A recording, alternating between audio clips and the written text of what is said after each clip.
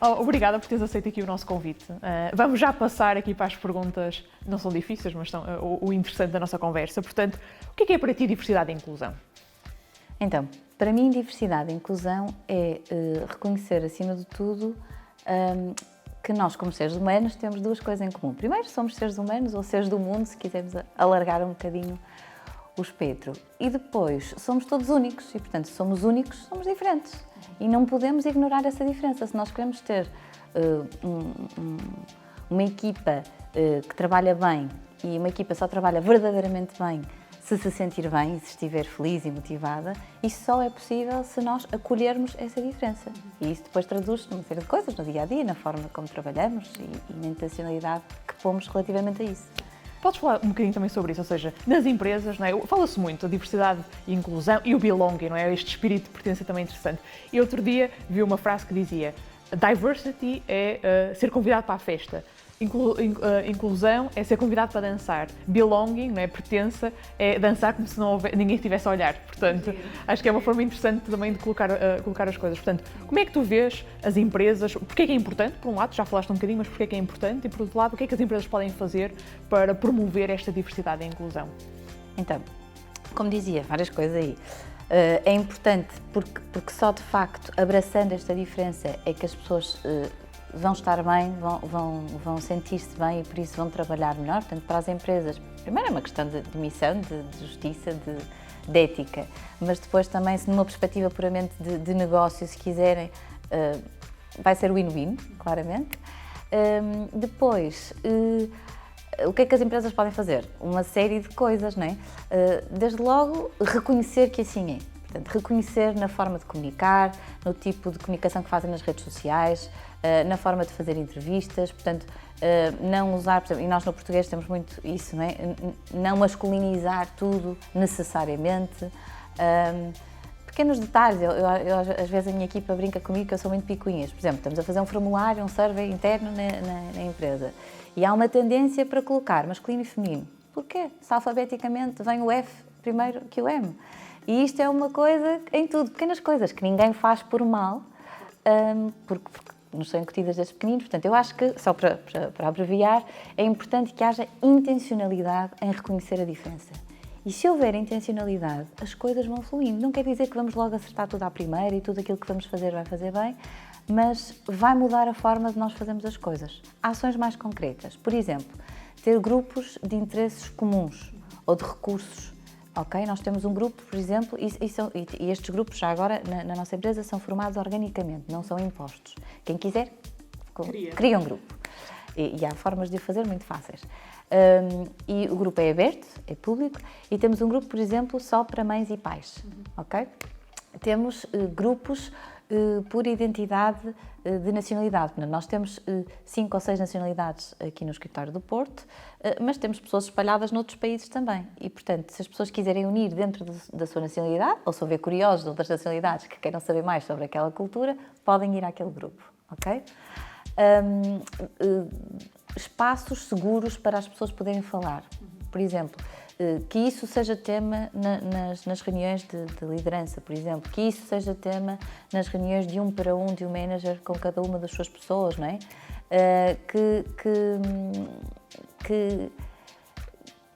Que, por exemplo, pessoas com necessidades diferentes possam ter, de facto, tratamentos diferentes. Não por inequidade, mas é ao contrário, porque exatamente o que nós precisamos é diferente. Vou dar um exemplo assim muito afastado, mas que ilustra um bocadinho isto, que é seguro de saúde. As empresas normalmente oferecem como parte do pacote ou forçam a que a pessoa tenha um seguro de saúde.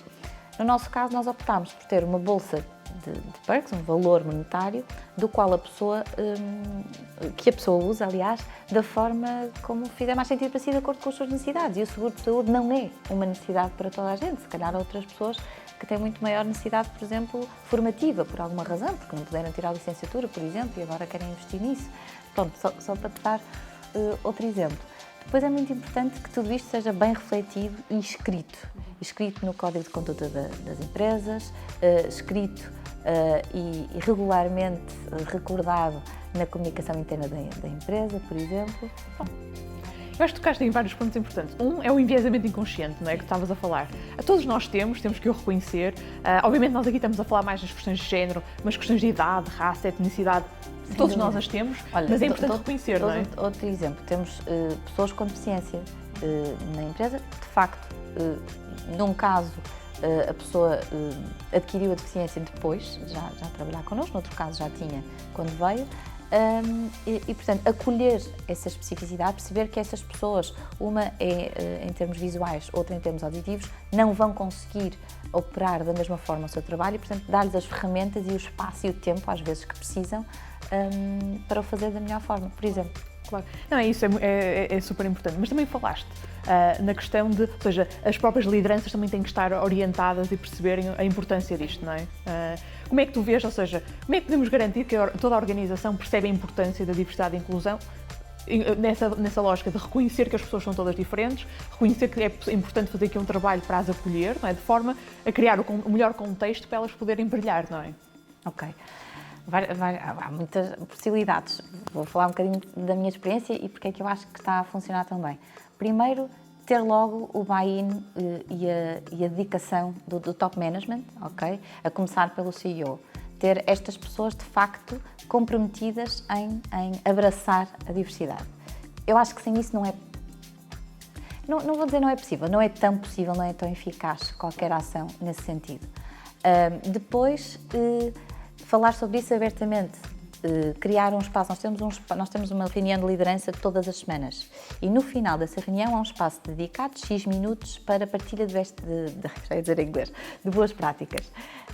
E essa partilha de boas práticas é muito focada na comunicação, no funcionamento das equipas, muito ao nível da gestão de motivação, da gestão humana, ok? E não tanto operacional. Às vezes é operacional também, boas práticas ao nível de um processo, por exemplo, mas muitas vezes tende a trazermos, olha, aconteceu-me isto e eu fiz assim, mas não correu tão bem, resolvi de outra forma, olha, pensei nesta perspectiva que nunca me tinha lembrado, ok?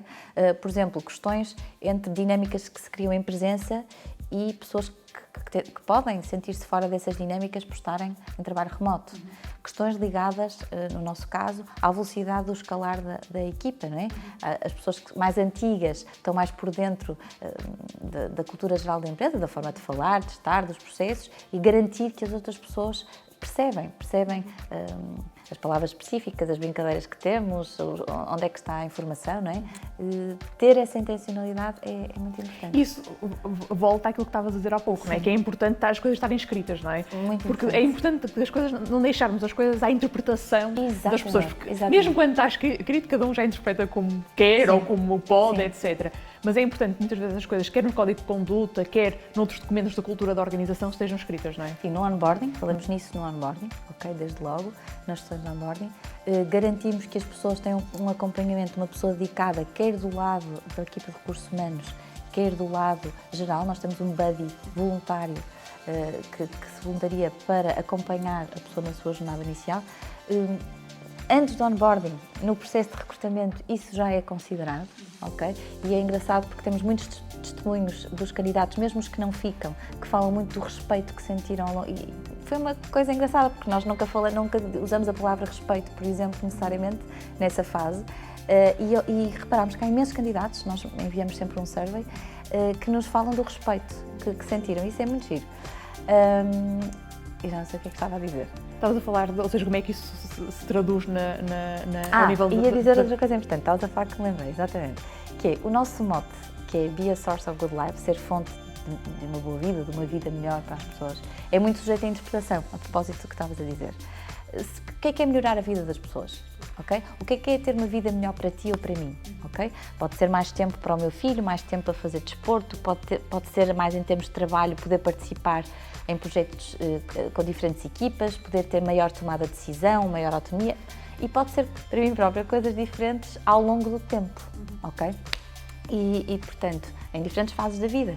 E, portanto, nós procuramos no dia-a-dia, primeiro, descodificar o que é que isso quer dizer, que as pessoas entendam que melhorar a vida das pessoas e ser equitativo e acolher a diversidade quer, de facto, dizer coisas diferentes para cada um de nós e para cada um de nós até em diferentes momentos da vida. Claro, sem dúvida. Outra questão que eu tenho é, ou seja, tu também, enquanto indivíduo, não enquanto pessoa que trabalha numa organização, também tens sido muito próxima, por exemplo, do trabalho que nós temos feito na Portuguese Women in Tech. Eu gostava de perguntar contigo, porque é que isso é importante para ti? Também podes partilhar um pouco também de que forma é que tens participado, porque acho que é interessante vermos, não é? Porque nós também, individualmente, também temos aqui um papel que pode ser importante neste tema. Ok, então vou ter que falar aqui duplamente, como Head of People and Culture da InfraSpeak e como Sofia, ok?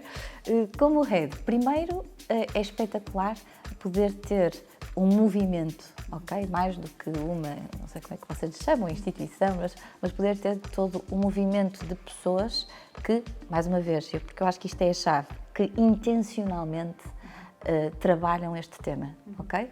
Depois desmistificar que a tech é só para homens. Ou que tech tem a ver com género. Tech não tem a ver com género, ok? E depois, mais a nível pessoal, Sofia, desmistificar que tech é só para engenheiros, ok? É preciso muita gente de diversas áreas, com diversos conhecimentos e experiências